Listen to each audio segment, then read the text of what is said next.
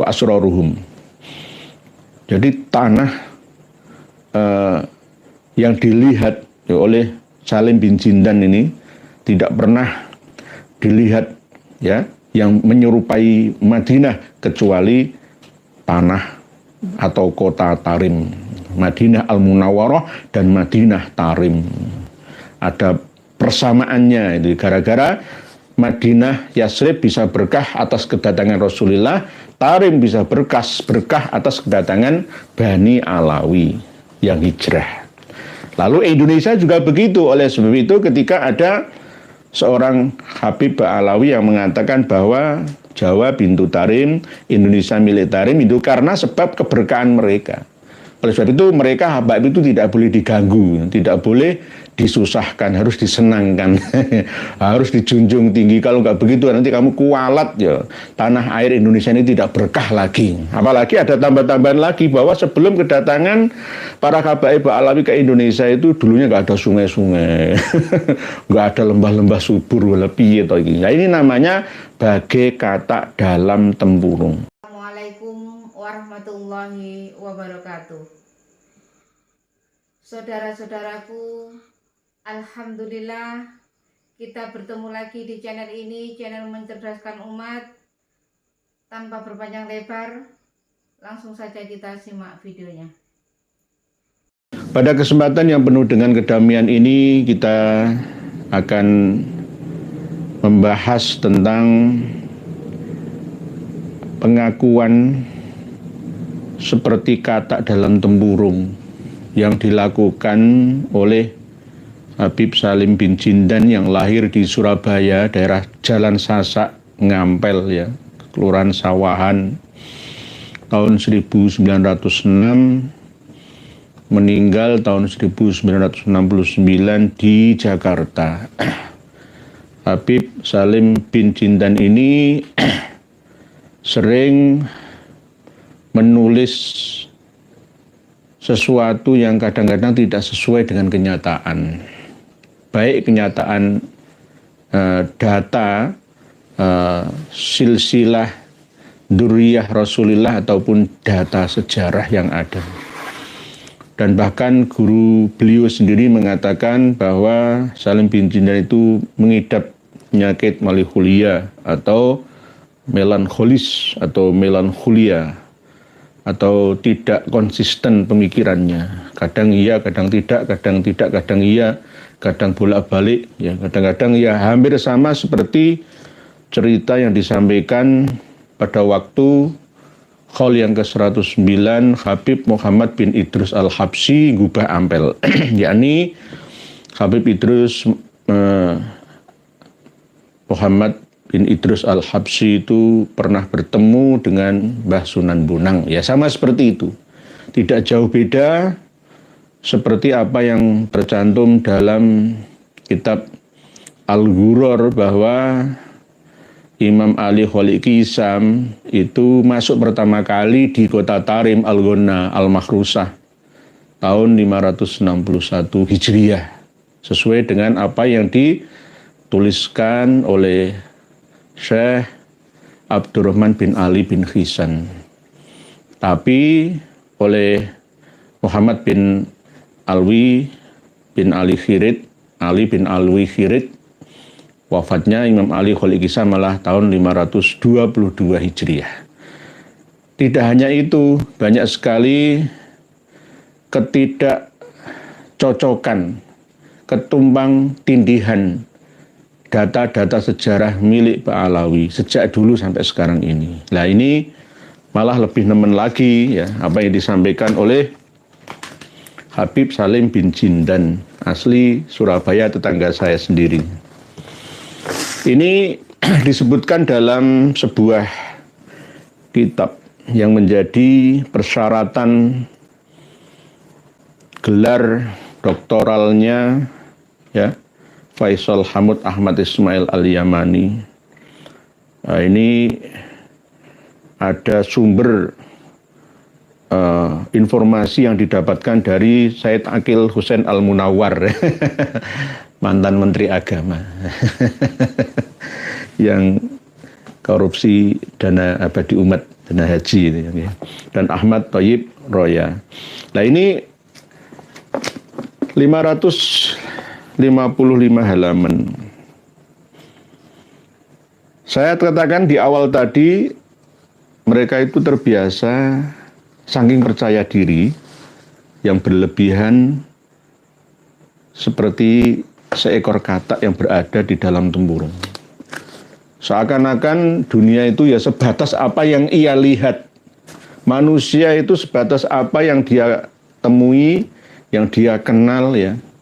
Selain dari ras Ba'alawi itu ya kalbahaimi.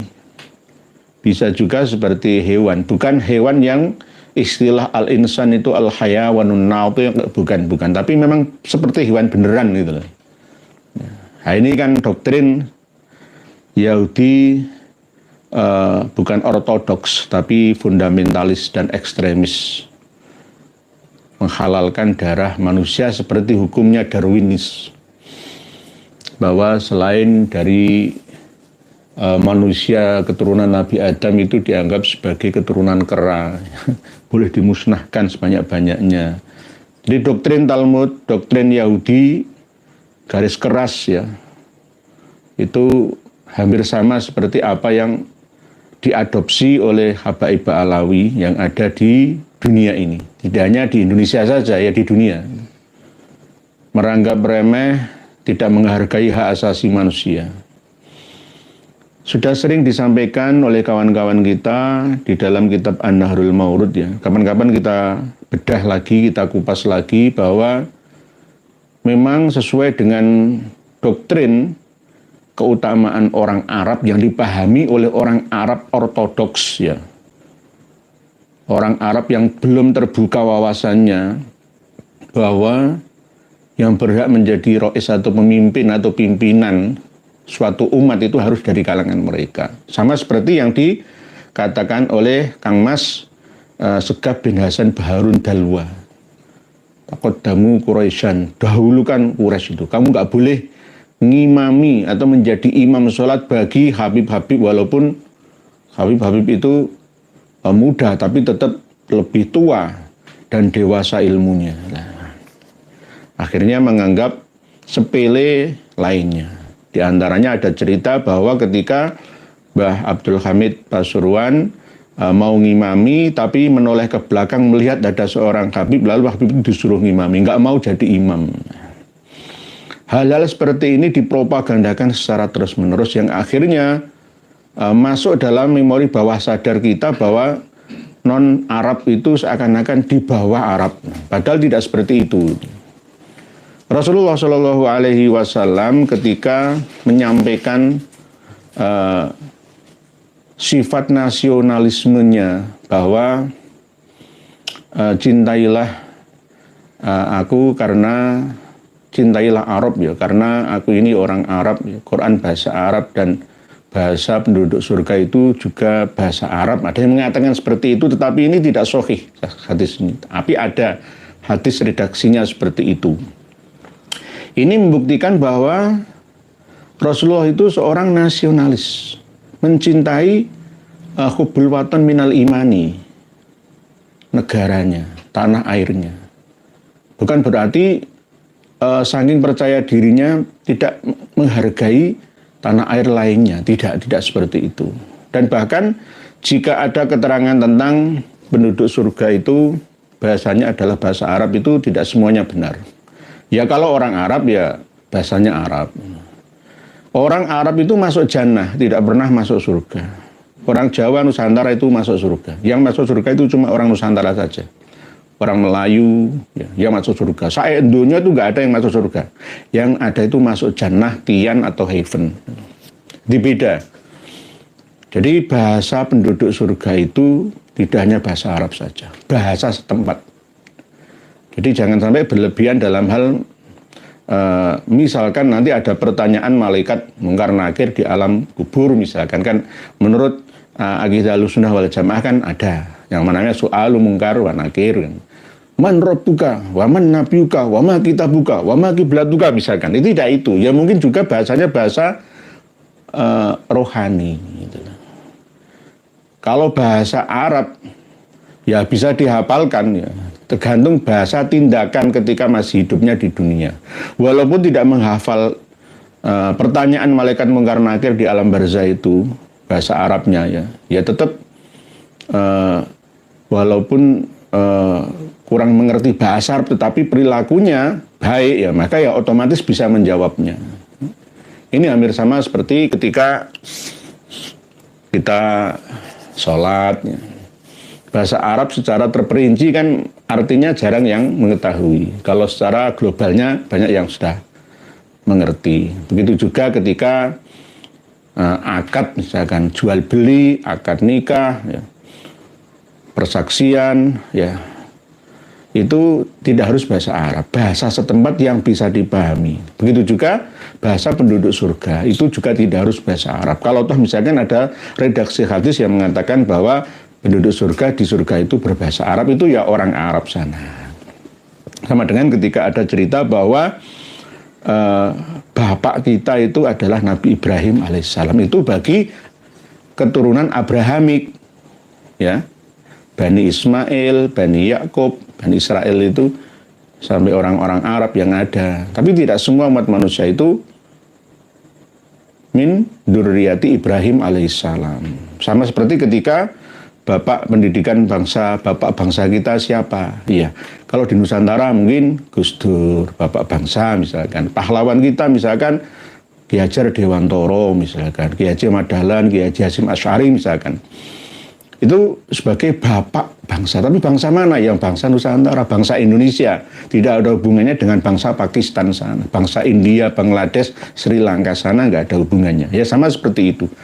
Jadi lintas bangsa, berbangsa, bersuku-suku, ya. Jadi berbeda-beda bahasa sesuai dengan bangsanya, manusianya itu. Ya.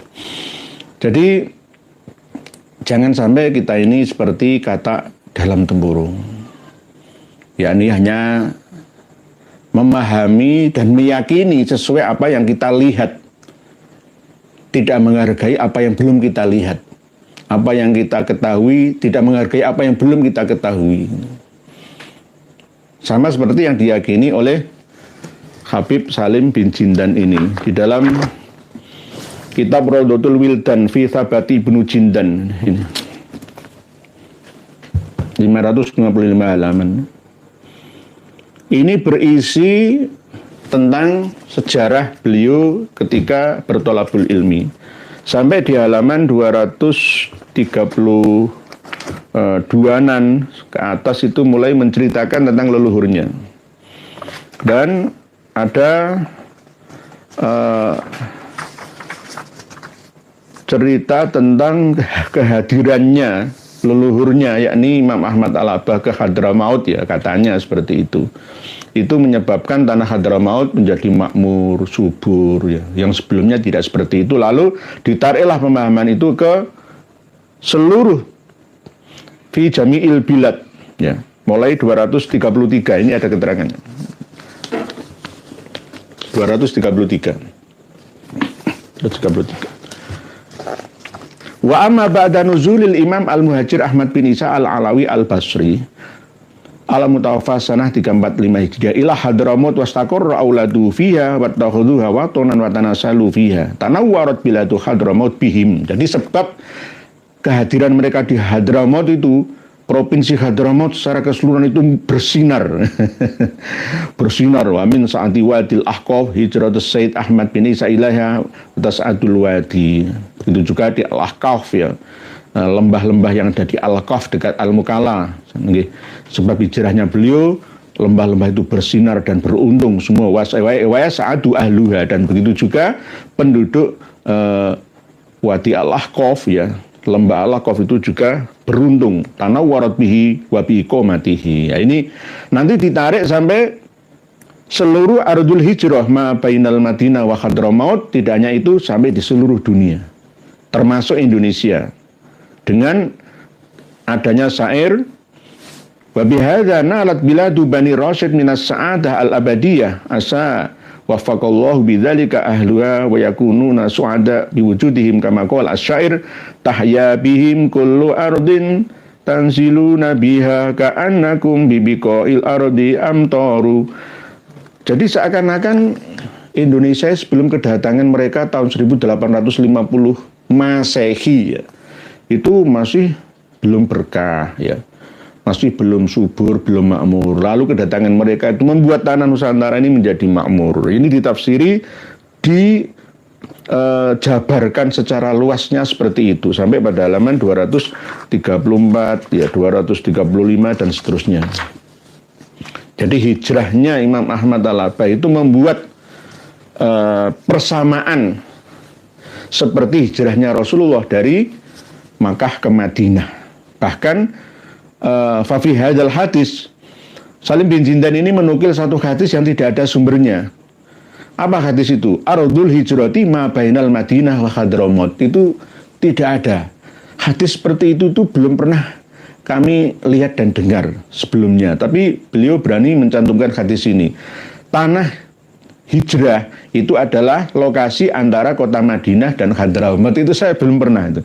Tapi Salim bin Jindan ini berani menyebutkan itu. Fafi hadal hadis hasola li biladi Hadramut al-istibahah. Jadi hampir ada persamaan antara kota Madinah dengan Hadramut. Al-istibah bil Madinah al-Munawwarah. Walam aro baladan asbah bil Madinah al-Munawwarah ghairu Madinah Tarim allati tatajalli 'alaiha anwaru bani Alawi wa asraruhum. Jadi tanah yang dilihat oleh Salim bin Jindan ini tidak pernah dilihat ya yang menyerupai Madinah kecuali tanah atau kota Tarim, Madinah Al-Munawwarah dan Madinah Tarim. Ada persamaannya itu gara-gara Madinah Yasrib bisa berkah atas kedatangan Rasulullah, Tarim bisa berkah atas kedatangan Bani Alawi yang hijrah. Lalu Indonesia juga begitu. Oleh sebab itu ketika ada seorang Habib Ba'alawi yang mengatakan bahwa Jawa pintu Tarim, Indonesia milik Tarim itu karena sebab keberkahan mereka. Oleh sebab itu mereka Habib itu tidak boleh diganggu, tidak boleh disusahkan, harus disenangkan, harus dijunjung tinggi. Kalau nggak begitu nanti kamu kualat ya, tanah air Indonesia ini tidak berkah lagi. Apalagi ada tambahan lagi bahwa sebelum kedatangan para Habaib Ba'alawi ke Indonesia itu dulunya nggak ada sungai-sungai, nggak ada lembah-lembah subur, lebih atau gitu. Nah ini namanya bagai katak dalam tempurung. Yakin, muantep, muadep, tapi lingkupnya kecil. Lingkupnya kecil. Sama dengan ketika kita fanatik terhadap apa yang pernah kita punya. Ya, misalkan dulu tahun 95-96 ya, punya Feroza, Daihatsu ya. Itu dulu keluar pertama itu ya paling mewah itu. Guru saya, seorang wali jazab itu memiliki Feroza dan masih dipertahankan sampai sekarang, nggak mau dijualnya. Gara-gara ingat sejarahnya. Sampai sekarang itu. Feroza beli dari baru 95-96. Tahun 1995 Feroza.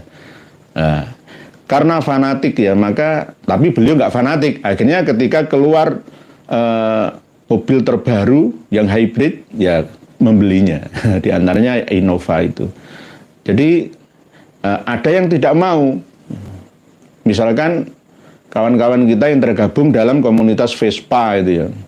Wah, sepeda motor yang paling aman, nyaman itu ya Vespa, yang kuntul, yang kongo ya. Tahun 59, 61, 62 itu semakin lama, semakin antik, semakin klasik, harganya sangat tinggi. Itulah menurutmu. Menurut yang lain itu wah terlalu ribet itu. Long sepeda motor tinggal ngegas, perawatannya gampang, kemana-mana bisa. Matic ada, manual bisa ada, semua tersedia kok malah golek repot dewi. Ada yang mengatakan seperti itu. Inilah yang namanya klaim-klaim sepihak ya, bagai katak dalam tempurung itu. Oleh sebab itu kita tidak boleh seperti itu saat ini, zaman sekarang ini. Lah yang dilakukan, yang diyakini oleh Salim bin Jindan yang masih seperti ini.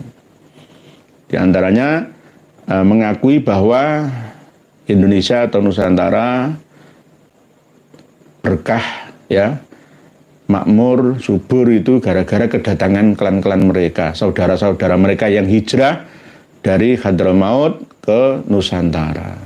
Padahal itu tidak ada dasarnya, alias salah. Ya. Justru kebalikannya, mereka di sana itu dulunya kelaparan, pengangguran, ya kere lah namanya, sering bermusuhan, perang saudara, terus bergantinya penguasa-penguasa. Karena di sana di Arab itu buruknya itu karena saking fanatik terhadap klannya, sukunya, maka sering-seringlah terjadi perang.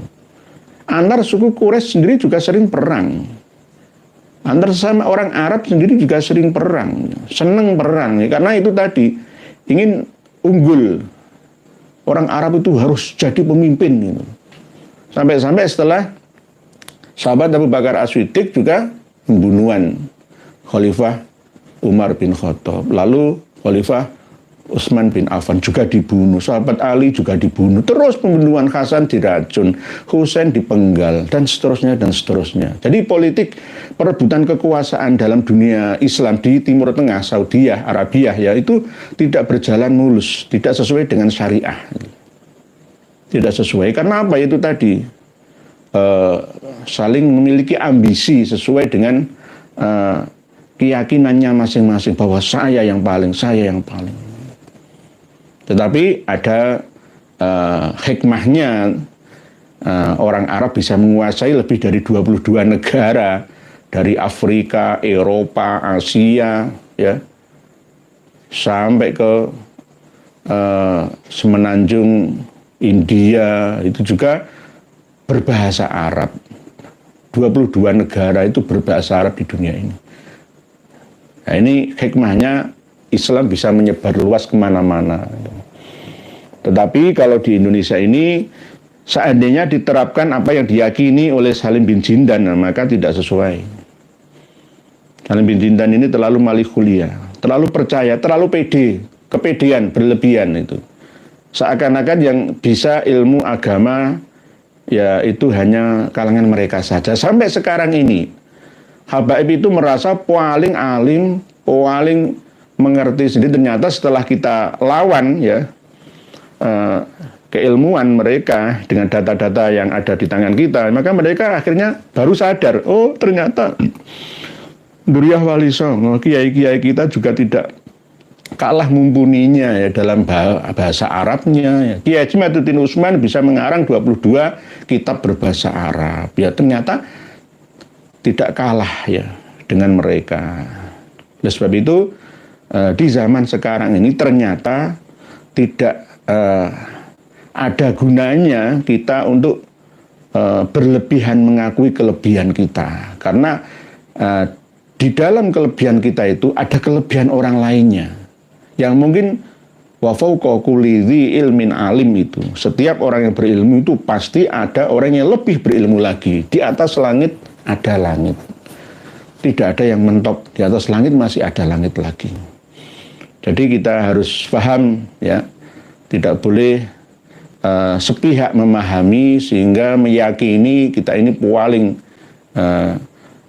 berilmu, paling suci, ya, paling menguasai materi dan lain sebagainya. Tidak bisa seperti itu. Dan tahya bihim kullu ardin tanziluna biha ka'annakum bibiqa'il ardi amtaru.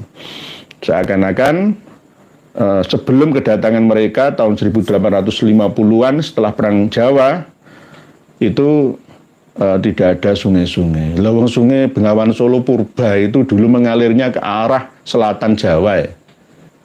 Lalu kebalik karena bencana besar yang ada di Samudra Jawa hasilnya itu dulu. Jadi laut Jawa, laut selatan Jawa akhirnya berganti muaranya Bengawan Solo ke Gresik sini malah. Dulunya itu ke Wonosari, Yogyakarta, Gunung Kidul ya dulunya. Nah, perubahan-perubahan seperti ini sejak zaman dulu kala. Sungai Citarum, ya Sungai Musi, Sungai Batanghari, ya Sungai Ciliwung, Sungai Berantas, sungai dimanapun itu sudah ada sejak bangsa Hadromi datang ke Nusantara. Tapi diakui semuanya. Nanti semua akan diakui lagi. Dan perubahan-perubahan nama gunung itu juga suatu saat akan dibelokkan ke kepentingan kesejarahan mereka. Nah, ini harus kita antisipasi bersama ya. Oleh sebab itu kita harus waspada dan waspada. Para pemirsa dan pendengar semua yang berbahagia, hari ini tadi kan ada demo ya. Ya sebenarnya demo itu kan ya ada izinnya. Yang mengizinkan siapa? Ya ada izinnya. Terus berarti ya secara hukum ya diperbolehkan. Tetapi yang tidak diperbolehkan itu demo menentang kekuasaan yang sah, pemerintah yang sah, itu yang tidak sah demo tersebut, ilegal artinya. Bahkan ada bendera-bendera yang kita tampilkan ya tadi itu ya yang tidak keindonesiaan ya, hubul waton minal imannya itu diabaikan gitu. Padahal kita ini mencintai tanah air. Toh kalau memang menuntut ya masalah fufune fafa atau apa itu terserah, itu saya pun tahu dinamika politik itu, saya tahu semua. Kitab yang kami pelajari sejak dulu itu ada kitab siasat itu ada, tentang perpolitikan itu ada. Cuma ya perpolitik itu harus beretika, itu loh, beretika. Kita tidak boleh misui pimpinan atau pemerintah kita. Biasakan untuk bisa mengendalikan lisan kita. Durung-durung bekerja, Pak Prabowo wis dipisui. Nah, terus bagaimana? Ini bukan tradisi keindonesiaan Nusantara, bukan, tapi tradisi Arab sana. Kenapa kok Rasulullah SAW itu diutus bu'ithtu liutami makarimal akhlak itu? Karena memang akhlaknya orang-orang Arab jahiliyah dulu itu memang tidak karimah. Tidak karimah. Suka membunuh, mengumpat ini. Itu Arab. Lah ini bukan Arab. Ba'alawi itu kan Gog, Magog atau Joj, Majot atau Ya'jud, Ma'jud ya. Jadi dari campuran antara Eropa Tengah ya dengan Eropa sana. Ya'jud, Ma'jud min Bani Yafid. Tapi dinuhu Yahudiyun. Nah, ini justru bikin keonaran dan kerusakan di muka bumi, dimanapun dia berada. Pemimpin Indonesia siapapun pasti akan dipisui. Tolong dikasih waktu. Gitu. Oh, baru dilantik beberapa hari sudah dipisui. Kasih waktu bekerja dulu. Jabatan itu tidak lama, 5 tahun nanti ganti milih lagi. Maksimal 2 kali pemilihan 10 tahun berarti. Ya kan nggak lama. Tidak ada pimpinan bangsa ini yang sempurna. Pasti ada kekurangannya. Semua. Mulai zaman Pak Karno dulu. Sampai Pak Harto, ya, sampai Gus Dur, sampai Bu Mega, sampai SBY, terus pasti ada kekurangannya, tapi juga ada kelebihannya. Oleh sebab itu kita harus bijaksana menimbangnya. Ya ada kelebihan, ada kekurangan. Misalkan kita kekurangan gara-gara ditinggali hutang yang menumpuk seperti ini, ya ayo kita benahi bersama. Karena sudah ada mereka-mereka, presiden dan menteri serta wakilnya, wakil presidennya juga ada. Nah kalau kita menuntut sempurna, wakil presiden harus sesuai dengan pilihan saya, nggak bisa, bagaimana lagi? Oleh sebab itu, jika nanti suatu saat misalkan siasat perpolitikan itu juga penting, ya. Karena penguasa itu bisa merubah sejarah yang ada dalam kekuasaannya. Jangan sampai kekuasaan itu diambil oleh orang lain. Ya, termasuk misalkan diambil alih oleh Ba'alawi misalkan, ya ajur kita. Wajur belum resmi ya, menguasai secara politik. Kita aja sudah melawan mereka itu beratnya bukan main ya sampai sekarang itu ya. Karena pembelokan sejarah yang telah mereka kerjakan ya, yang telah mereka lakukan itu ya. Ya, di antaranya ini, buku-buku atau kitab-kitab seperti ini kan termasuk bagian daripada propaganda. Sejarah yang dibuat secara sepihak. Ini nantinya hampir sama seperti tesis S2-nya Siti Fatimah ya, tentang KRT Sumodiningrat yang sudah sah menjadi gelar Siti Fatimah di UIN Sunan Kalijaga, Yogyakarta. Nanti dijadikan pedoman lagi oleh orang-orang sana, bukan orang sini. Salim bin Jindan itu sebenarnya orang sini, lahir di Surabaya, meninggal ya di Indonesia, Jakarta. Tapi kecintaan akan negeri kelahirannya itu minim, lebih cinta Hadrami sana. Padahal apa yang dibanggakan di sana itu? Nggak ada apa-apanya, gitu loh. Negara Yaman sekarang, selatan ataupun utara, itu negara termiskin di dunia Arab. Paling miskin. Oleh sebab itu mereka berusaha untuk menarik simpati, diantaranya orang-orang yang melanjutkan studi sekaligus rekreasi ya. Rohani, ada program Umroh Tarim. Umroh Hadramaut ya. Umroh, ada yang ziarah khusus kalau kepingin ziarah ketemu dengan makam 10.000 wali di Zambal Tarim. Wah, ayo silahkan ke sana. Itu bagian daripada usahanya Kang Mas Umar bin Hafid. Jadi nanti kalau Pak Prabowo mau ditemui oleh Kang Mas Umar bin Hafid dan kawan-kawannya, misalkan Kang Mas Ali Al-Jufri misalkan ya, jangan mau lah. Jangan mau. Karena ini program mereka. Nanti ya saya khawatirkan dada di bawah susunya Pak Presiden kita dipegang oleh dia langsung kena, termehek-mehek, tertunduk ria, manut, katut, takluk kepadanya. Ini yang sangat-sangat kami khawatirkan. Karena apa? Negarawan kita ini masih minim tentang agama. Sama seperti apa yang dilakukan oleh AHY kemarin ketika mampir di Sunsal Pasuruan itu ya. Lah apa mampir-mampir ke pondok pesantrennya Kang Mas Taufik itu? Untuk apa? Nggak ada manfaatnya. Tapi disalahartikan oleh umat Islam yang pro dengan kita atau di framing oleh yang kontra dengan kita. Karena apa? Kebanyakan penyelenggara negara kita ini kurang mengerti tentang agama. Lah, yang mengerti agama juga tidak bersifat negarawan. Hanya sekedar ilmuwan agama saja, tidak keseluruhan itu. Nah, inilah kelemahan kita. Harusnya Indonesia ini sebagai mercusuar dunia ya, harusnya seorang agamawan juga seorang negarawan. Yakni bekerja untuk umat dan masyarakat atau rakyat. Mengembalikan jati diri bangsa, mengelola kekayaan negara untuk kemakmuran bersama. Harusnya seperti itu. Dan bagi yang agamawan ya juga harus terbuka, tidak boleh mengharamkan politik gitu loh, yang akhirnya politik dikuasai oleh orang lain, oleh bangsa lain. Kewaspadaan kita ini buktinya apa? Buktinya sampai sekarang sejak 1941 sebelum Indonesia merdeka, Islam Jamaah Darul Hadis Lemkari Yakari yang sekarang jadi LDI itu masih ada. Masih ada sampai sekarang, bereinkarnasi menjadi LDI dan tidak ada ketegasan dari penyelenggara negara, pembiaran adanya. Sehingga secara regenerasi, kaderisasi banyak umat Islam yang tersesat di negeri ini gara-gara doktrin-doktrin mereka. Begitu juga apa yang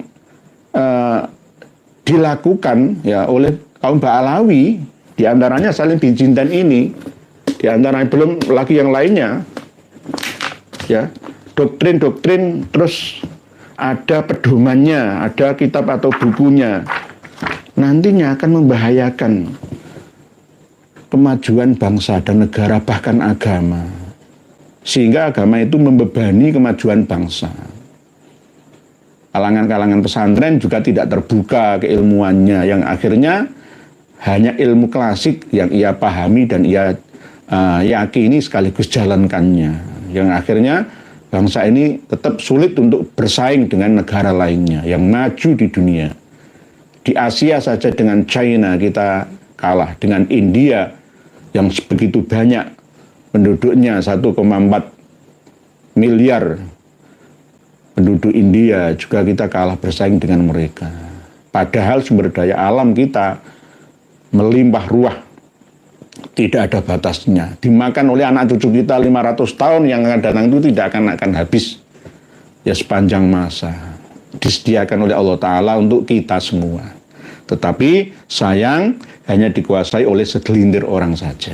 Nah, inilah yang harus benar-benar kita fahami bersama, bahwa kita harus menjadi manusia Indonesia seutuhnya, insan kamil bahasa Arabnya, dengan memahami sejarah leluhur kita, sejarah bangsa kita untuk maju ke depannya. Karena kemajuan suatu bangsa itu dilihat dari sejarah sebelumnya. Amerika yang tidak memiliki sejarah bisa maju begitu pesatnya. Kok kita ini yang memiliki sejarah peradaban yang cukup lama, ya, manusia yang paling utama, kok malah justru berada di titik terendah di zamannya. Gitu. Ini yang sangat kita sesalkan bersama. Oleh sebab itu, untuk membuka kitab Raudhatul Wildan fi Thabat Ibnu Jindan ini tidak terlalu banyak kami kupas, tetap intisarinya saja saya sampaikan bahwa memang Salim bin Jindan ini ya kadang-kadang ya alim, ya kadang-kadang jadab itu. Kadang-kadang jadab itu ya nggak bisa ditebak, nggak masuk akal itu. Terus jadabnya itu tidak jadab yang menguntungkan, tapi merugikan, ya. Merugikan. Di antaranya yaitu tadi meyakini bahwa dengan datangnya mereka itu membawa keberkahan di Indonesia. Padahal sebaliknya malah kedatangan mereka itu membuat keresahan, bukan keberkahan, keresahan. Keresahan apa? Ya kiai-kiai kita ditundukkan semua, ya. Dan bahkan pejuang-pejuang kita dihabisi dengan fatwanya, ya, dari kalangan mereka. Kalau ada yang membela Utsman bin Yahya, ya ayo silakan kita adu data. Nah, kiai-kiai kita kan masih minim literasi tentang Habib Alawi yang ada, sehingga itu seorang gak dibaca buku karangannya, kitab karangannya. Mana tulis Istiqomah Fid Dini Wassalama itu gak dibaca. Yang bangkit melawan kok malah justru ulama-ulama Banten sana. Di mana ulama-ulama Jawa? Nah, ini yang sangat kita sayangkan. Mungkin demikian mukadimahnya untuk tulisan atau komentar panjenengan ini yang lebih lama, karena judulnya gaduh-gaduh macam-macam banyaknya. Oke, insya Allah kita akan meresponnya tanpa memutolaahnya terlebih dahulu karena kesibukan kami sebelumnya. Jadi mohon dimaafkan jika nanti ada keterangan dalam menanggapi komentar panjenengan yang kurang luas, tolong dipahami, ya, karena keterbatasan saya. Bismillahirrahmanirrahim. Bismillahirrahmanirrahim. Ibu Sunarmi, tolong diluruskan doktrin sesat gara-gara Syekh Subakir Tanah Jawa bisa dihuni. Lawang sebelum tahun Masehi Pulau Jawa sudah maju peradabannya. Bu Sunarmi. Cerita tutur tinular tentang Syekh Subakir dari Persia yang menumbali tanah Jawa atas perintah dari Kesultanan Ngerum atau Turki Utsmani sana. Ada yang mengatakan seperti itu. Ini kami masih belum menemukan manuskrip asli selain babat Tanah Jawi yang jelas menerangkan tentang keberadaan Syekh Subakir itu. Nah, ini kan cerita-cerita sepihak. Jika ada kisah-kisah sepihak, harus didatangkan pembandingnya. John Rambo itu kalau menurut Amerika, ya pahlawan Afghanistan, pahlawan Vietnam, ya kan. Tapi kalau menurut orang Vietnam, Afghanistan itu ya musuh, pengkhianat. Ya, versinya siapa kan begitu. Ya, kalau versinya Vandenberg misalkan, versinya Snogogronyo, ya orang-orang Indonesia itu bodoh-bodoh semua. Itu menurut keduanya. Menurut klan Ba'alawi, Habib-habib itu bahwa kiai-kiai itu diam saja berarti bodoh ya. Itu menurut klan Ba'alawi. Tapi kita-kita tidak. Nah, tergantung. Dari sudut pandang mana gitu. Nah, terus masalah Syekh Subakir Tanah Jawa. Tanah Jawa itu katanya belum dihuni. Isinya peri, perayangan, bekasaan, gendruwo dan lain sebagainya. Ya, itu bukti bahwa Pulau Jawa dulu itu memang dihuni oleh Banul Jan. Sebelum tahun 1970, kalau malam hari di desa-desa, di kampung-kampung itu orang nggak berani keluar rumah. Karena masih ada tengel, ada kelelet, ada kuntilanak, ada gunung pecengis, ya, ada endol-endol, dan lain sebagainya itu masih ada. Karena keterbatasan listrik hanya ada di kota-kota saja. Di pedalaman masih belum masuk desa. Belum ada LMD, listrik masuk desa. ABRI masuk desa belum ada. Itu masih ada yang namanya Banul-Banul Jan itu di sekitar manusia. Mau membuat rumah, kalau tidak ada doa dari Mbah Sunan Kalijaga gitu ya. Ya ada gangguannya, ada saja. Mbok omahe ambruk lah, ya banyak penyakit taun lah dan lain sebagainya. Lah, cerita-cerita seperti itu, apakah Syekh Subakir itu legenda? Ya memang ada. Ceritanya seperti itu. Tetapi masalah tahunnya ini simpang siur. Syekh Subakir itu tahun berapa? Tahun 1200-an umat Islam itu sudah ada di Nusantara. 1100-an itu sudah ada di Nusantara. Bahkan abad 11 ya, 1000-an Masehi itu sudah ada umat Islam di Indonesia. Bahkan sebelumnya juga masih ada, ditarik ke belakang. Abad 9 itu sudah ada umat Islam di Indonesia. Aceh.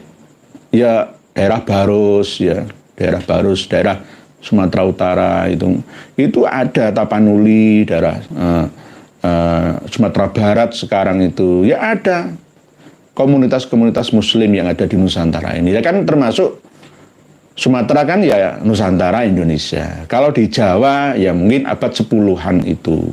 Nah, hal-hal seperti ini masih perlu kita verifikasi kembali. Jadi Jawa, Nusantara ini sudah lama ada penghuninya. Tapi manusianya itu manusia yang tidak sama seperti manusia Bani Adam versi Abrahamik, Arabik, ataupun Yakobik ya, ataupun Aramik dan lain sebagainya. Tidak, tetapi memang di Nusantara ini 50.000 tahun yang lalu itu sudah berperadaban tinggi, mengalahkan dunia manusia di planet bumi. Tapi ada bencana alam besar, kiamat kubro, lalu hancur dan musnah, tertelan air laut Jawa, sebagian mengikis laut selatan, dan terpecahnya pulau Sumatera, Baruna, dan pulau Jawa. Kalau Celebes atau Sulawesi atau Sula itu sejak lama purba memang sudah terpisah dengan pulau Baruna. Nah, hal-hal seperti ini kita harus objektif, nggih Bu Sunarmi. Lawang sebelum tahun Masehi Pulau Jawa sudah maju peradabannya. Nggih, saya pernah menyampaikan Buana Cakapala itu sudah ada sebelum Masehi. Bukan 850 Masehi baru diresmikan. Itu untuk apa? Yang bukan peradaban dunia, bukan keajaiban dunia. Wong itu baru-baru saja. Lawang di daerah Damsyik atau Damaskus, di Suriah, di Latakia atau Lazikiyah, ya, itu sudah ada bangunan yang berusia 4.000 tahun sebelum Masehi kok. Lebih tuaan sana. Berarti ini kan bagian daripada pengaburan sejarah. Kaburkan, kabarkan, dan kuburkan sejarahnya. Nah ini, jadi antara Syekh Subakir dengan nanti mungkin ada Sabdo Palon Noyo Genggong lah. Nanti kita bahas kembali ya masalah itu nggih Bu Sunarmi. Intinya Pulau Jawa Nusantara sudah banyak penghuninya. Tapi campuran ya, ada yang bukan ras manusia Adamik, tapi ras Banul Jan. Ya, nanti kita bahas lagi. Bu Zenzeta. Assalamualaikum. Waalaikumsalam. Saya benar-benar heran Kiai, kenapa tokoh-tokoh Ba'alawi mahir dan fasih dalam berdusta, ngarang-ngarang dongeng TBC, menghina dan melecehkan Rasulullah, tapi ngaku-ngaku paling Islam. Semoga ajunan sehat selalu Kiai. Amin. Matur suwun Bu Zenzeta. Nggih. Memang terlatih Bu Zenzeta. Mereka tidak perlu belajar Islam secara kafah. Belajar syariah, hakikat, sufiah secara kafah nggak perlu. Karena apa? Sudah ras tertinggi. Untuk apa belajar itu? Yang penting belajar fasih inna minal bayani la sikhron itu. Pinter ngomong yang pinter, itu penting itu. Pinter ngomong, pinter nundukkan orang. Cukup modal itu bisa menguasai orang banyak, punya banyak pengikut, banyak keuntungannya. Begitu nggih, Bu Zain Zeta. Karena sudah terlatih, ya fasih juga. Fasih, kalau ceramah itu fasih, tapi nggak berilmu, nggak ada dasarnya, hanya sekedar don-don saja, persangkaan atau bahkan ngawuriah saja, gitu. Nggih, Bu Zain Zeta. Gavin, Kiai, Elvio, nggih, sami-sami ada kopinya ini. Bu Eni Bawanggi, Assalamualaikum Pak Yanur. Waalaikumsalam. Sejak saya selalu di channel BBY, sopir pribadi Habib langsung hentikan mobil dan pamit resign saat sang Habib bilang semua orang Jawa budaknya. Ini sikap mereka, nggih. Nggih, sama itu tadi yang saya sampaikan, nggih. Di dalam kitab An-Nahrul Maurud, ya, itu ada bahwa pemimpin itu harus dari kalangan Arab. Kalau ajam itu yang non-Arab, itu ya kal bahaim, seperti hewan, hanya mengikuti tuannya saja. Lah, bisa juga dianggap sebagai budak. Nah, misalkan auma malakat aimanukum, ya. Kadang-kadang ini yang kurang dipahami. Ketika Cianjur, Sukabumi, Bogor, Puncak sana ada kawin kontrak misalkan. Kalau di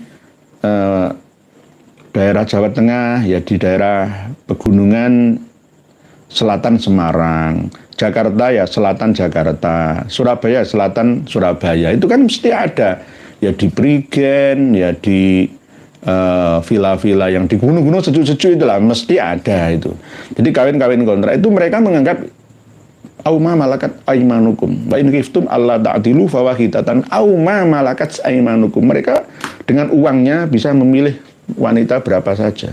Kalau raja-raja dulu itu seperti gundiknya atau selirnya. Jadi seperti budak. Sebab itu walaupun teorinya perbudakan penjajahan di atas dunia dihapuskan, tetapi prakteknya masih ada. Masih ada. Perbudakan modern sekarang ini. Jadi termasuk seperti ini, memperkerjakan sopir, kalau dianggap sebagai budaknya, memang mereka, habaib-habaib itu, tidak hanya yang tua, yang muda sama saja. Nggak ada yang muda, yang tua sama saja. Nggak bisa mengendalikan lisannya. Itu sudah kebiasaan. Dulu saling berpisuh ria dengan al-irsyad sana, tetapi sekarang ya dipisui oleh orang-orang kita. Ini sikap mereka. Ya itulah. Kenapa kok innama bu'ithtu liutamima makarimal akhlak, itu karena akhlak mereka itu rusak, gitu loh. Rusak. Di sini itu sudah ada akhlak, toto kromo, angga-ungguh, sopan santun, tepo seliro, itu ada, tapi mereka itu nggak kenal itu, gitu loh. Geradak, geruduk, geradak, geruduk, geruduk, geradak. Itu nggak punya sopan santun, permisi Pak ya, permisi, itu nggak ada. Coba jenengan lihat suku Baduy yang ada di Cibiu, ya, di Banten sana itu, mereka lah sopan-sopan aja. Ya sopan-sopan, bagaimana menghormati tamu. Orang-orang Bali asli Aga misalkan ya, itu menghormati tamu, turis asing bisa kerasan di sana. Ya karena apa? Kita ini menghormati tamu, walaupun tuan rumah jangan semena-mena terhadap tamunya. Sampai seperti itu. Ini bagian daripada man kana yu'minu billahi wal yaumil akhir fal yukrim dhaifah itu. Nggih. Berikutnya Pak Taufik Hayate. Saya khusnudzon bahwa ajaran Islam Ba'alawi ini memang berbeda dengan ajaran Islam yang diajarkan oleh Nabi Muhammad. Karena mereka tidak ragu untuk berdusta, memalsu kitab, Ka'bah, dan sebagainya tanpa rasa malu alias serai gedek. Pak Taufik kayak tinggi. Nggih, memang begitu. Nggih. Mereka tidak takut dosa demi kepentingan kekuasaan, kemuliaan, kehormatannya, kedudukannya. Nggak takut dosa. Nggak takut dosa. Menipu itu bagian daripada tauriyah katanya, atau takiyah itu. Nah ini yang harus kita ingatkan terus. Jangan sampai kita biarkan terus-menerus mereka berperilaku seperti itu di negeri ini. Kalau di negeri mereka sendiri terserah. Ya, terserah. Oleh sebab itu tradisi misui pimpinan penyelenggara negara itu biasa. Kalau memang protes ada penyelenggara negara yang bersalah korupsi, ya laporkan sesuai dengan prosedurnya, kan begitu. Kita tidak melindungi, bahkan sampai saat ini saya itu masih dituduh sebagai antek PKI. Loh, bagaimana? Gitu. Nasionalisme itu nomor satu. Karena agama akan bisa stabil kalau keamanan nasional kita terjamin. Nah, kalau negara sudah tidak distabilkan, maka agama pun akan mengikuti tidak stabil. Stabilitas dalam keberagaman, keberagamaan, ya, kebersamaan, persaudaraan ini akan terganggu, gitu loh. Ya, jadi penting, gitu. Jadi mereka rai gedek itu kan bahasa Jawa. Gedek itu apa ya? Bambu yang dianyam itu loh, ya. Itu gedek, jadinya gedek. Gedek itu ya wis tidak sesuai, tidak ada seninya lah, istilahnya begitu, nggih. Begitu nggih, Pak Taufik. Pak Joko Pitoyo. Assalamualaikum Kiai.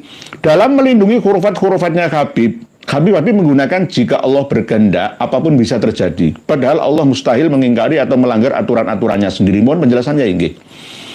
Tidak bisa. Allah itu sesuai dengan sunatullah. Hukum kausalitas, hukum alamiah.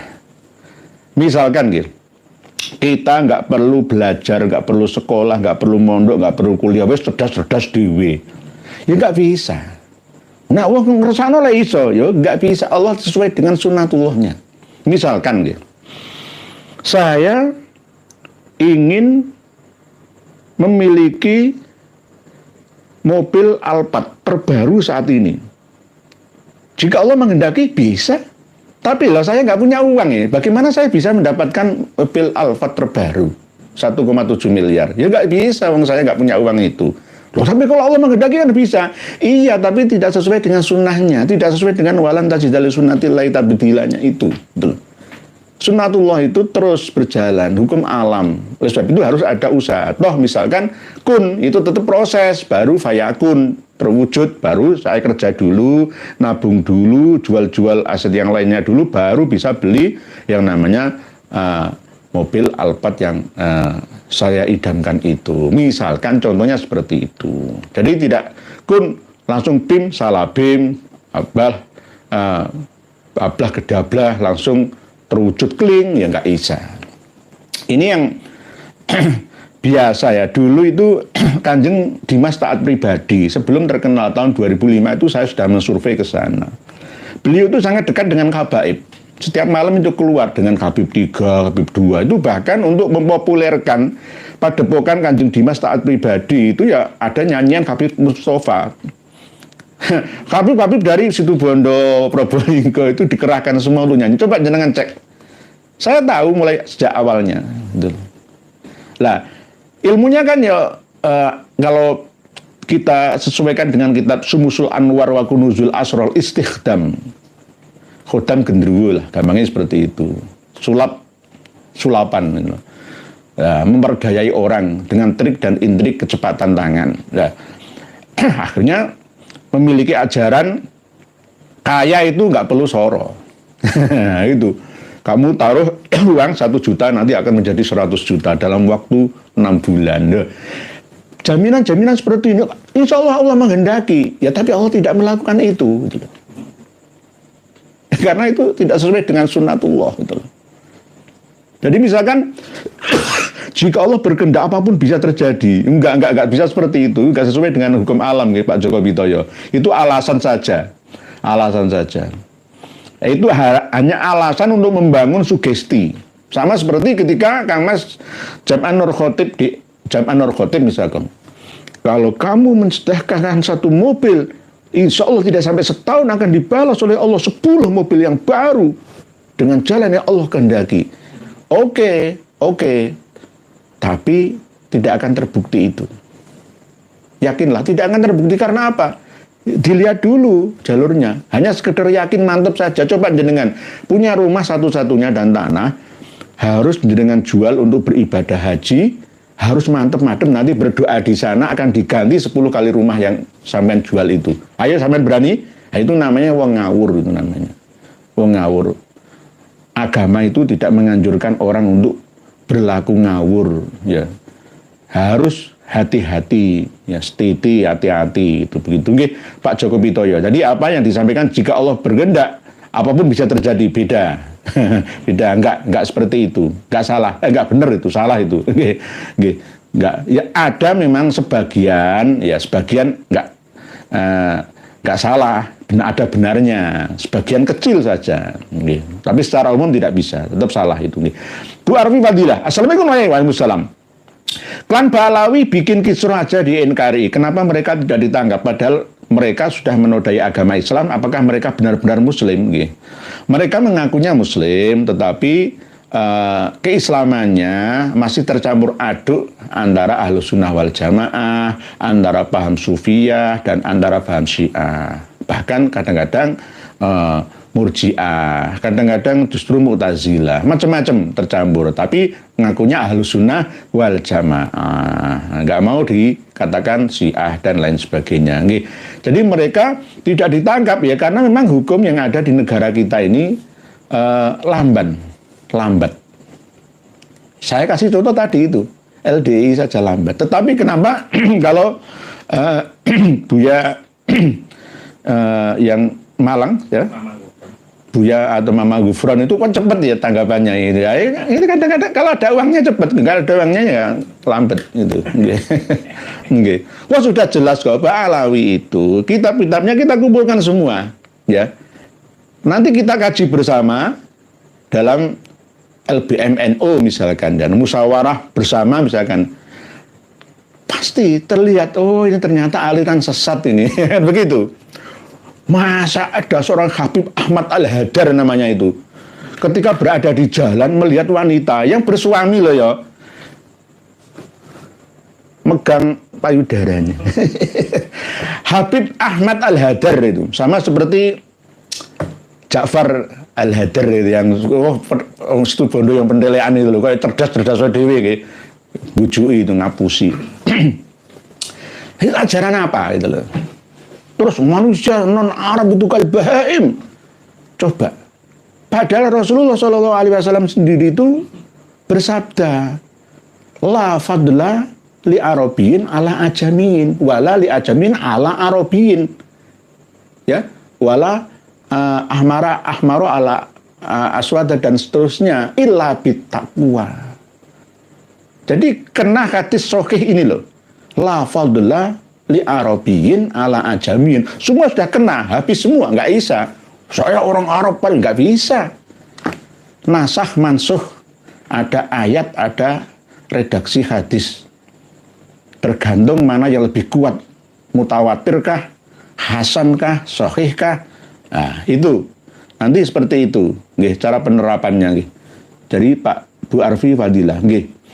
Jadi begitu nggih Bu Arfi Fadilah. Jadi menodai agama. Jadi kalau kita sidang bersama dalam satu forum itu aneh-aneh. Nah, ini saya punya kitab juga, Kunuzus Sadal Abadiyah ini. Ini karya dari Habib Ali bin Muhammad Al-Habsyi, pengarang kitab Simtud Duror. Yang ada susu-susu itu loh. Ada payudara itu. Saya malu. Loh, ini Simtud Duror masih dipakai. Kenapa kok saya melarang Simtud Duror? Selain dari asal-usul asbabul wurudnya bermasalah, ya termasuk pengarangnya itu ya berkhurafah itu loh. Ini buktinya. Kunuzus Sada al-Abadiyah fil Anfas al-Aliyah al-Habasyiyah. Jadi Habasyiyah sama dengan Abrahah al-Habsyi. Sama. Jadi wes ora usah maca Simtud Duror. Pengarangnya itu ya beginilah. Payudara. Jadi nanti kalau suami-suami kepengen memiliki keturunan yang pinter balap motor atau mobil, yo mintalah istri kalian mukibin, ayo kiai-kiai tolong mukibin, kiai-kiai, ulama-ulama yang masih fanatik dengan habaib alawi, silahkan istri-istri kalian tawarkan ke habaib-habaib yang kalian cintai itu untuk memegang supaya memiliki keturunan 7 itu sampai berkuda ya. Dulu kan berkuda lah, sekarang nanti pembalap jadi pembalap. Aneh-aneh itu. Berita nomor wahid. Assalamualaikum, semoga sehat selalu Pak Yai. Kaum Ba'alawi semakin di luar nurul. Seperti kaum Israel yang diceritakan di surah Al-Baqarah, suka menantang Tuhannya, nggih. Menantang Tuhannya. Tidak terima, kurang puas dengan keputusan dari Tuhan. Dikasih arahan ini melalui Nabi Musa, qalu du'ulana rabbaka yukhrij lana mimma tumitul ardu dan seterusnya, termasuk untuk menyembelih sapi itu ya, sapi yang kayak opo, warnanya piye, macam-macam lah. Opo sing pernah dienggo megawe ora, macam-macam takokane nggih.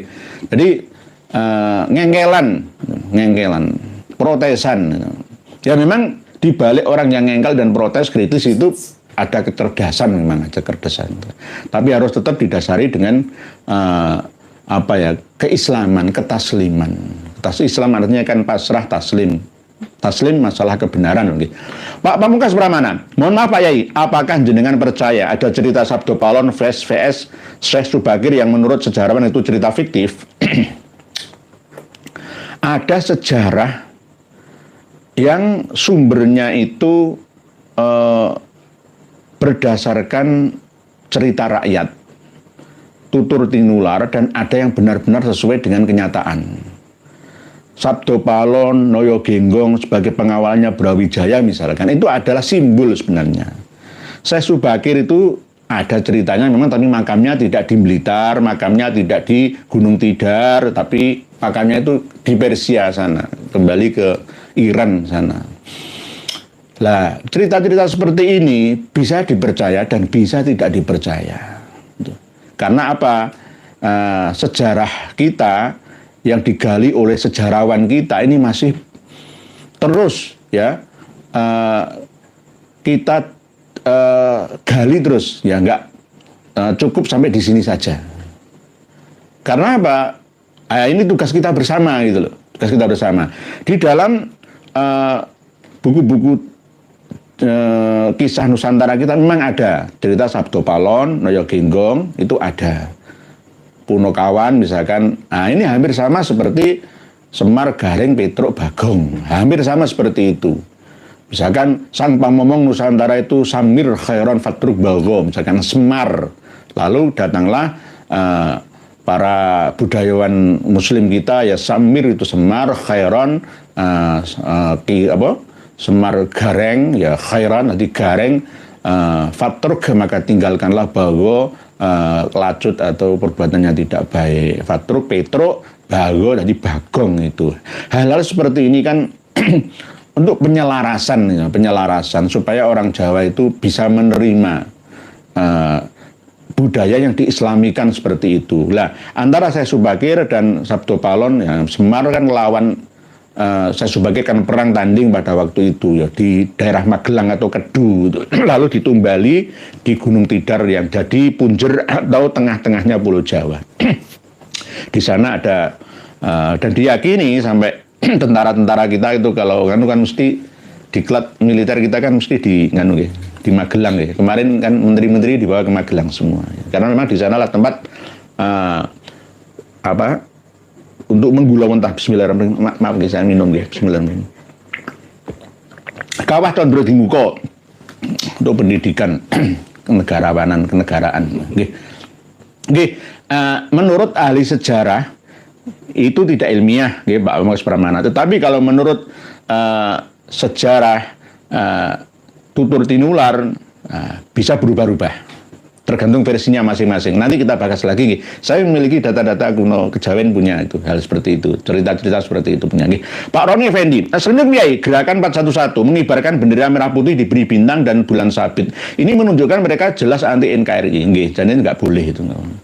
Kecintaan terhadap bangsa kubul waton minal imannya itu minim. Perlu diklat P4 lagi. Jadi penataran P4 itu wajib diselenggarakan lagi oleh pemerintah kita untuk semakin mendidikan moral Pancasila.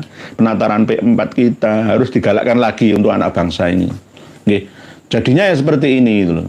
Mencintailah produk-produk Indonesia, kubul waton minal iman, mensyukuri, maksudnya tidak mencintai tanah air, mensyukuri anugerah ilahi yang Allah berikan untuk tanah air kita yang kita nikmati. Kita hidup di sini, mangan, ngombe, turu, kawin, mawin, meninggal ya di sini, tanah air tumpah darah sampai tanah kembali masuk ke dalam bumi ya di negeri ini. Kok malah dipisui itu bagaimana? Ya kalau kita sudah sepakat bendera merah putih itu bendera kita, ya jangan menggunakan bendera lainnya.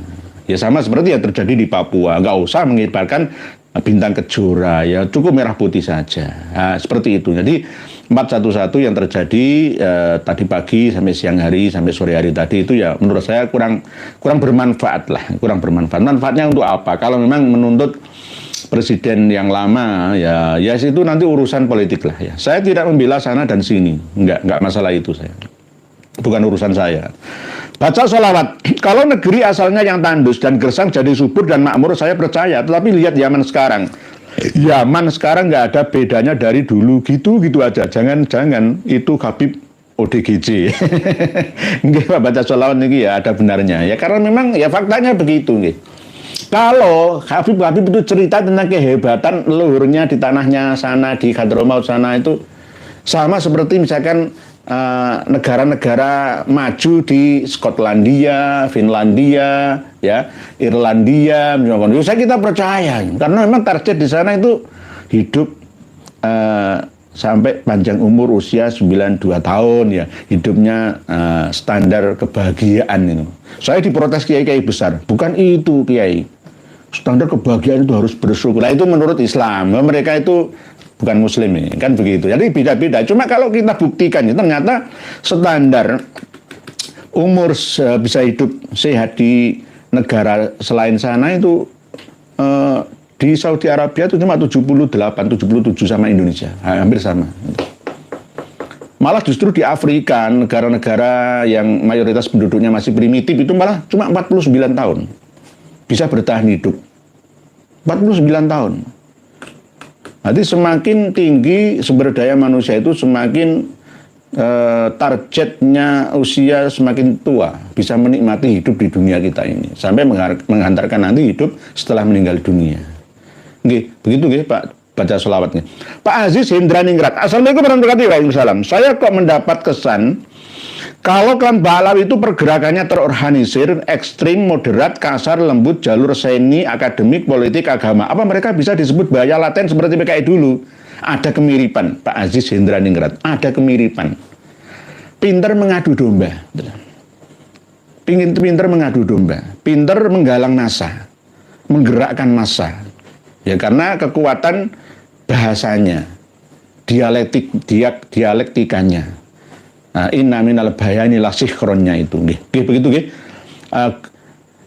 Yai Gus Yaya ngendika bilih ingkang nyuwun MLB punika pengangguran dan boten berkualitas. Punapa sapunika PBNU namung ngurus pengusaha-pengusaha elit kemawon lan boten ngurus tiang-tiang cilik kultural maneh. Nggih. Lah niki lah.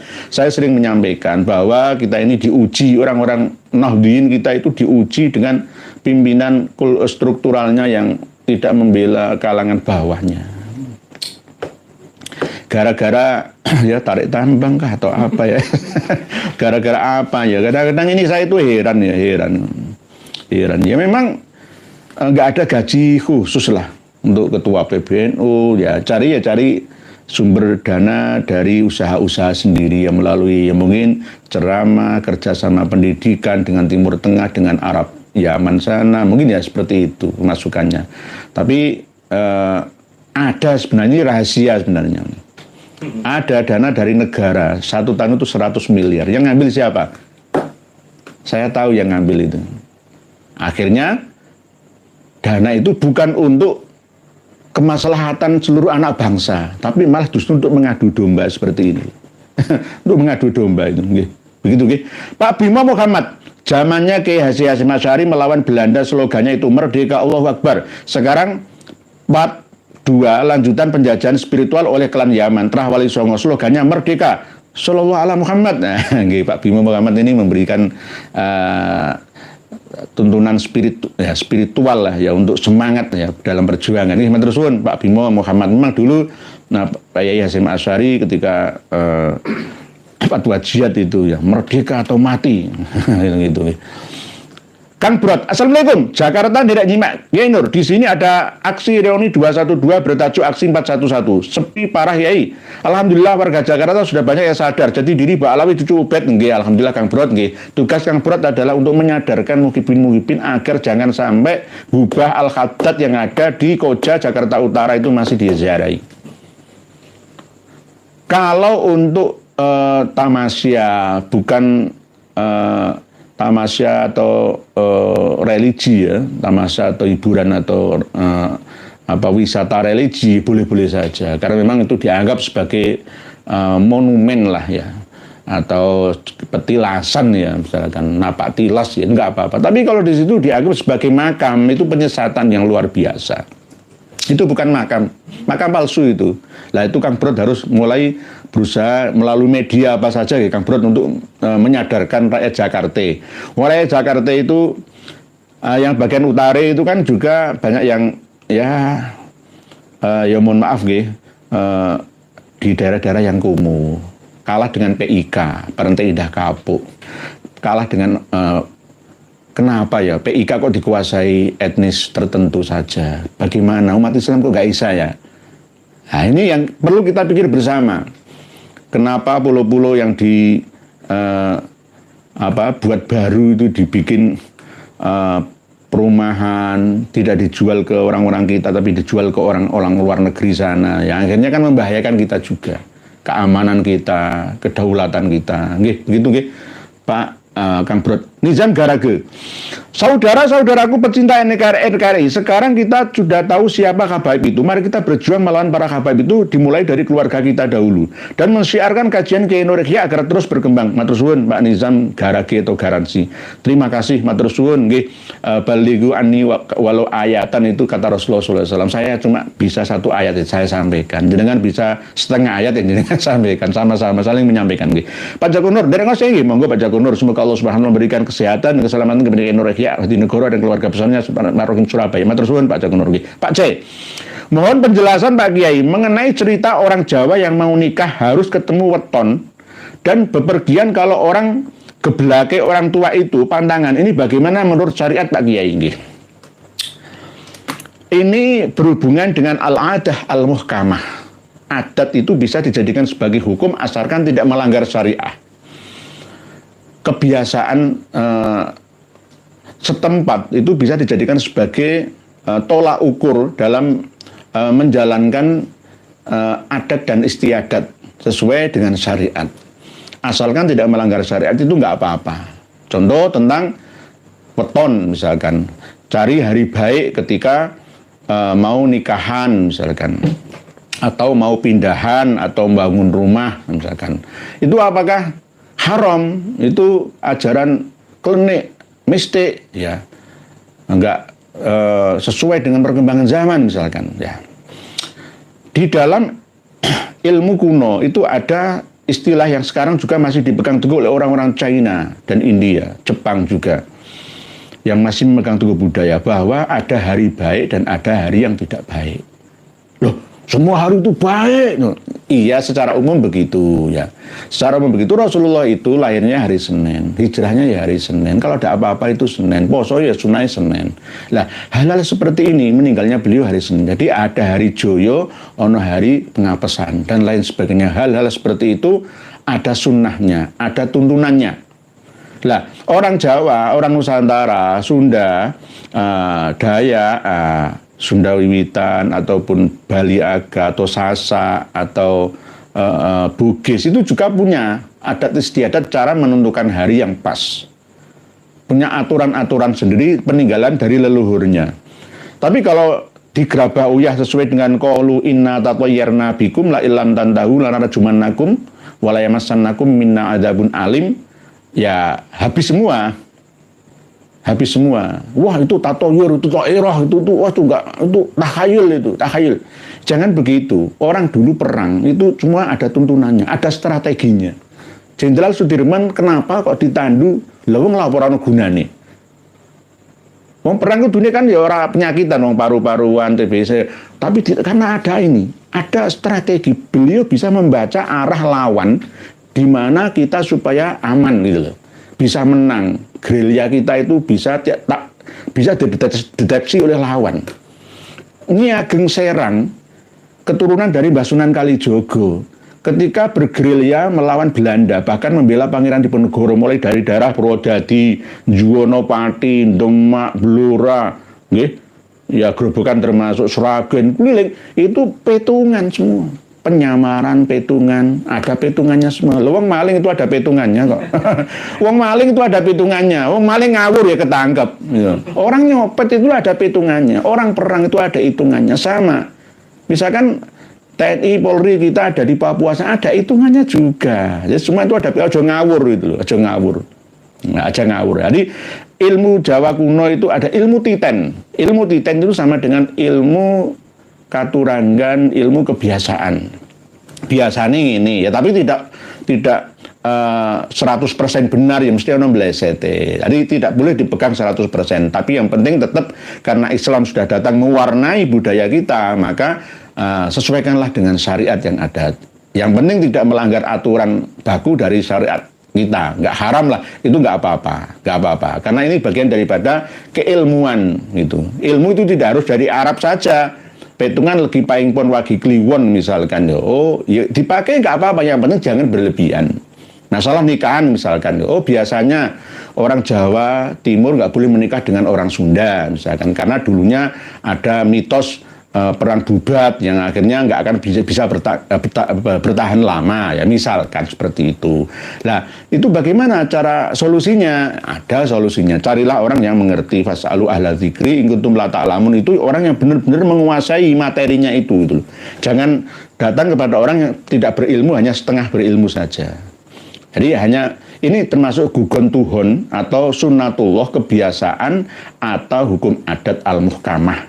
Jadi kadang-kadang misalkan ada orang iring-iring manten, tiba-tiba kok jatuh ke dalam jurang, tabrakan mati 12. Nah, itu kemungkinan besar ya pas melanggar aturan gitu loh, melanggar aturan. Wong janjane itu ini biasanya mengenang hari susah meninggalnya keluarga kok malah senang-senang. Nah, kita menurut urf atau kebiasaannya nggak pantas juga. Makruh, bisa mendekati tahrim ya. Oleh sebab itu bertanyalah kepada ahlinya, tapi bukan kepada primbonnya. Primbon itu nggak ada solusi, tapi kepada ahlinya, ahli primbonnya itu. Rasulullah SAW juga begitu. Perang Uhud itu bisa kalah gara-gara nggak mentaati Rasulullah. Ya itu. Jadi waktu di Taif itu juga begitu. Jadi semua itu ada strategi perangnya. Tariq bin Ziyad ya sampai bisa menundukkan, nyebrang dari Aljazair, Tunisia sampai nyebrang ke Spanyol, Andalusia, itu bisa menundukkan Eropa Barat, bersinar matahari dari Maghribiha, itu kan Tariq bin Ziyad kan. Tariq bin Ziyad atau sekarang menjadi Selat Gibraltar, aslinya ya Selat Jabal Tariq.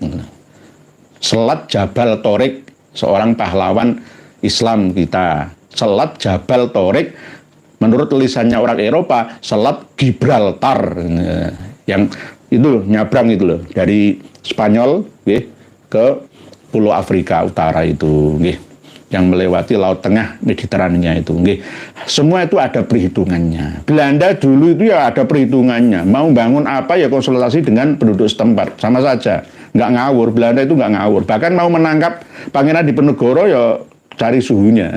Sama, menangkap pahlawan, wah, pengapesannya si Picung itu apa? Oh, harus memakai peluru yang mengandung emas ya. Itu sama, strategi perang, politik perang ada, semua harus ada strateginya. Begitu Pak Jai. Jadi ada pantangan juga, ada pantangan. Misalkan kita menghormati lah, menurut syariat, seperti nggak melanggar syariat Pak Jai. Pak Nur Hadi, tolong bukakan kitab yang menerangkan tentang setiap malam Jumat ahli kubur pulang ke rumah. Aduh, dibalik mana ini? Pak Kiai, kitab apa, halaman berapa, dan karangan siapa? Saben malam Jumat ahli kubur mulai nang omah, sholli wa sallim daiman ala Ahmad wal ali wal ashabi man qad wahada wal ali wal ashabi man qad wahada. Saben malam kitab ini Pak Nur Hadi, nah inilah yang namanya ngaji itu begini ya, dapat ilmu yang benar-benar berilmu. Jadi nggak hanya wah. Kitab Daqaiqul Akhbar kemarin sudah saya sampaikan yang versi ini. Nah ini, walaupun ini tidak sahih 100%, bukan kitab Daqaiqul Akhbarnya, tapi kitab Ad-Durarul Khisannya, yang pinggirnya. Nah, tolong jangan cari yang versi ini, kitab kuning ini, Pak Nur Hadi. Halaman 14. Halaman 14. Yang hamisnya loh ya, yang pinggir, bukan yang dakoknya yang dalam ya. Halaman 14 atas. Biar jelas nih. Murah kitabnya, nanti cari. Yang pesantrenan mesti ngerti semua. An Abi Hurairah radhiyallahu anhu annahu qol idza mata ar-rajulu al-mu'minu taduru ruhuhu haula darihi syahrun. Ya, saya terjemah bahasa Indonesia saja. Diceritakan dari sahabat Abu Hurairah radhiyallahu anhu bahwa beliau berkata, berarti ini asar. Asar itu dawuh sahabat, tapi kalau hadis dari Kanjeng Nabi nggih. Idza matar rajul, ketika orang mukmin itu meninggal dunia, maka rohnya berputar-putar di sekitar rumahnya selama 1 bulan atau 40 hari lah. Nah, ketika sudah sempurna 1 bulan, maka rohnya itu kembali ke kuburan, lalu berputar-putar di sekitar kuburan itu selama setahun. Ketika sudah sampai genap 1 tahun, nanti mendak sepisan. Khol pertama, orang Jawa kan seperti itu, memperingati itu. Maka rohnya diangkat sampai ke hari kiamat. Rufi'at ila yaumil kiamat, yakni hari kiamat. Berarti diangkat ke dimensi kelima, melewati dimensi 4 alam jin. Dan diceritakan lagi, wa'ani bin Abbas, sahabat Ibnu Abbas menceritakan, ketika hari raya Id dan hari 10 wal fajri walayalin asyri wasyaf'i wal watr wal laili idza yasr hal fi dzalika qasamul lidzi hijr, 10 hari awal bulan Dzulhijjah itu ini nggih. Dan hari Jumat. Nah, yang pertama dari bulan Rajab dan malam nisfu Sa'ban, berarti separohnya bulan Ruah nggih. Langsung seban walailatal Jum'ah, dan malam Jumat. Dasarnya ini. Dan malam Jumat ini kan bukan ngendikane Kanjeng Nabi, tapi ngendikane sahabat Ibnu Abbas. Tadi sahabat Abu Hurairah, sekarang Ibnu Abbas. Ini perawi hadis semua itu nggih. Walailatal Jumat dan hari Jumat. Maka orang-orang yang meninggal dunia itu keluar dari kuburnya, bukan jasadnya, tapi rohnya, sukma jiwanya itu nggih. Dari kuburnya dan berdiri di atas pintu-pintu rumahnya, ya rumah yang ditinggalkannya itu nggih.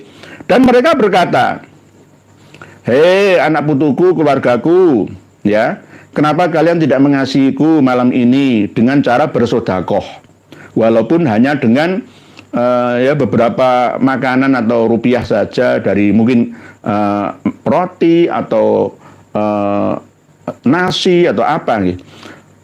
Kami membutuhkan itu gitu." Nah, ketika orang-orang yang meninggal dunia itu tidak menjumpai sesuatu yang dilakukan oleh ahli warisnya, fa illam yajidu syai'an yarji'una bil khusrati, maka mereka pulang kembali ke makam atau kuburannya atau ke alam barzah dimensi 5, dimensi 6, dimensi 7-nya dengan menyesal. Bangeten ya. Bangeten tak tinggali tanah, sawah, kebun, rumah. Aku yang bekerja keras, peras keringah, payah, susah, gundah, gelisah, tak rewangi tirakah, malah dinikmati wayah, ora eling aku yo bersulo, nelongso, ya bil khusrah. Wa qala Anas bin Malik. Ya sini saja. Nanti baca sendiri, Pak. Berarti banyak ini. Jadi kitab Ad-Durarul Hisan ini loh. Daqaiqul Akhbar, cerita tentang surga dan neraka lil Imam Abdurrahim bin Ahmad Al-Qadhi. Ini masih bermasalah kitab ini sebenarnya loh, nggih. Tapi kalangan pesantren mengenalnya nggih. Lil Imam Abdurrahim bin Ahmad Al-Qadhi nafa'anallahu bi amin. Terus wa bi Hamisyah, kitab Ad-Durarul Hisan ini loh. Kitab Ad-Durarul Hisan ini karya Fil Ba'ats wa Naimil Jinan, tentang hari kebangkitan dan nikmat-nikmat jinan atau surga-surga. Lis Suyuti oleh Imam Jalaluddin As-Suyuti rahimahullahu ta'ala. Hari ini tubi'a ala nafqatin Maktabah Imam Surabaya Indonesia. Murah kitabnya ini. 10.000. Kitab 10.000. Fotokopi ra cukup ini ya. Kuning warnanya, ini namanya kitab kuning. Karena kertasnya warna kuning supaya tidak kelihatan kotor gitu aja. Kitab kuning itu ya bahasa Arab, gundul, nggak gandul, tapi gundul, nggak ada harokatnya, jabar jernya, fathah alim, fathah, kasroh, dhammah, sukun dan lain sebagainya, dan berbahasa Arab semua. Kitab Ad-Durarul Hisan, nama yai-yai semua, santri-santri silakan dibuka. kitab Ad-Durrul Hisan halaman 14. Kitab Daqaiqul Akhbar halaman 14, kitab Ad-Durrul Hisan halaman 14. Nggih. Pak Nuradi, nggih. Nggak terasa 1 jam lebih kita berada di suasana ngaji bersama. Tapi apa daya, ini sudah dikode sama admin kita, tapi tetap saya menawarnya. Biasanya begitu. Pak Wawan Dina Mulyana, fix bayai harus dihadirkan ahli psikologi, ahli filologi, ahli sejarah, ahli geologi, dan ahli akademisi, dan ahli lainnya untuk membedah kitab-kitab karangan Mbak Alawi bersama ulama Nusantara. Siap, insya Allah. Kalau ada penyelenggaranya, silahkan selenggarakan, saya akan mendatanginya. Pak Alex, assalamualaikum Pak Yai, Jepara derek ngaos. Ternyata masih banyak orang-orang di sekitar saya yang masih belum tahu tentang polemik nasab ini. Semoga Pak Yai selalu dilindungi dan dilindungi oleh Jepara, ujung para, sebelah utaranya Demak, Kudus sana. Nah, itu masih banyak. Di sana itu ada banyak orang Yamannya, banyak sekarang. Dari Al-Ahdal, dari Pak Alawi, semua banyak. Karena di sana tempat perniagaan, perdagangan, begitu nggih. Jadi salam dari Surabaya untuk Jepara. Santri gue, kenyataannya Tarim yang kering meronta, nggih. Pak Lias Bagi, assalamualaikum bangsa Indonesia wis wayahe sadar. Wis aja percaya karo ngedabruse Habib, mereka kesini golek pangan, malah ngarang-ngarang sejarah gak genah. PBNU yang ketularan melu gak genah, kena sihir, nggih Pak Ilyas Bakri. Begitu nggih. Pak Rifanga, aneh bener karomah Habib dalam kitab Kunuzus Sa'adah Al-Abadiyah. Yang ini nggih Pak Rifanga kitabnya.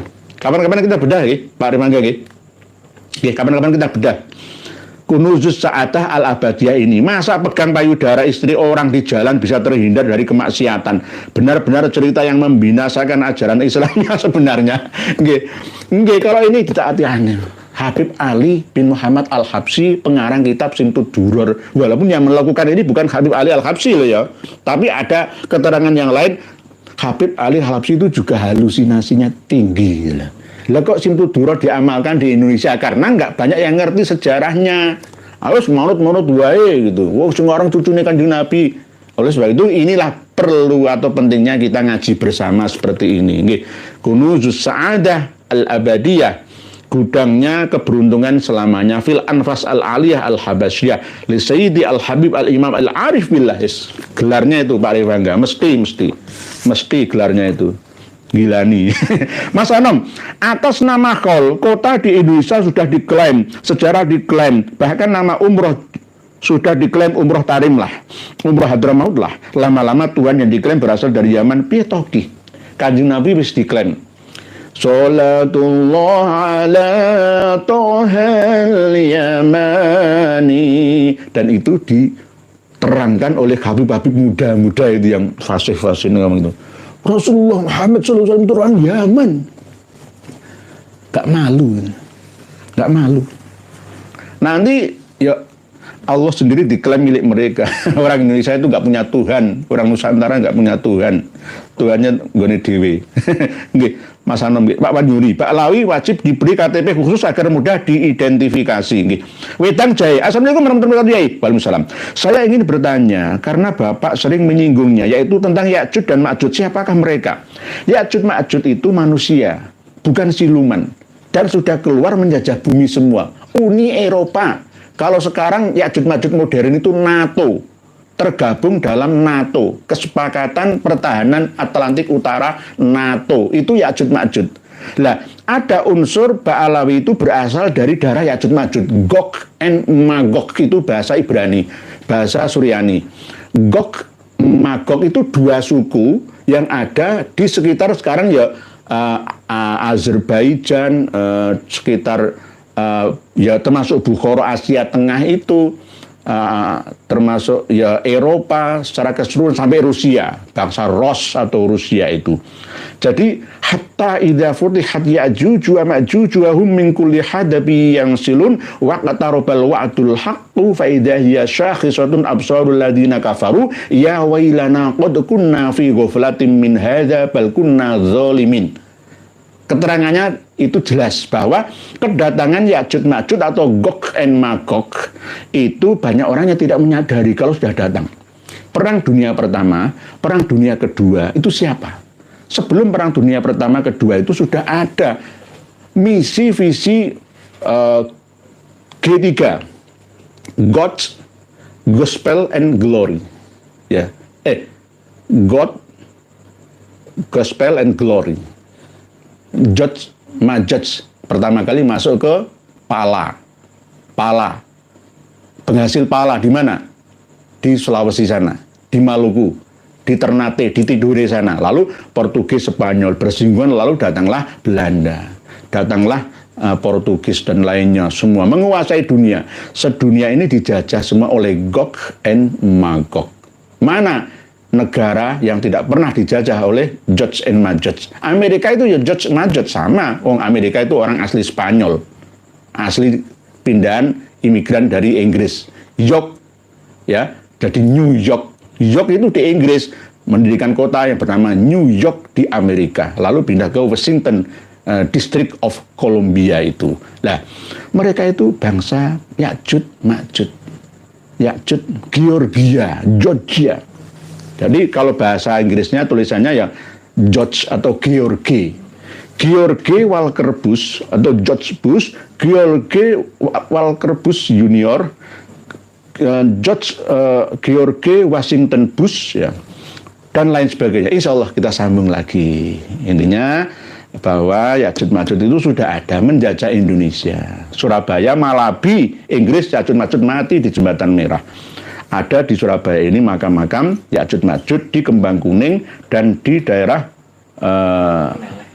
Pinilih atau Peneleh, Pinilih, ya, di daerah Pinilih, Surabaya. Mungkin demikian, insya Allah ada umur panjang, kesehatan, selalu menyertai panjenengan dan menyertai kami, sehingga kita tetap berlanjut lagi untuk ngaji, thalabul ilmi, minal mahdi ilal lahdi. Semoga sedikit ini banyak manfaatnya, sebentar tapi lama maslahahnya. Mohon maaf jika ada tulisan panjenengan yang masih belum sempat kami baca, di lain waktu insya Allah akan kita bahas bersama.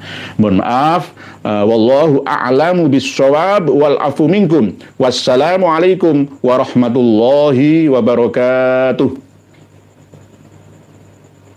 Alhamdulillah, banyak ilmu yang bisa kita petik dari penjelasan KRT Nur Ihya. Kita ini mesti berhati-hati dengan mereka yang ngaku-ngaku sebagai cucu Nabi. Mereka itu kaum halu dan penipu, bahkan berani berdusta atas nama Rasulullah. Sekali lagi, mari kita jaga diri dan keluarga kita dari mereka habaib. Cukup sekian dulu, sampai jumpa di video selanjutnya.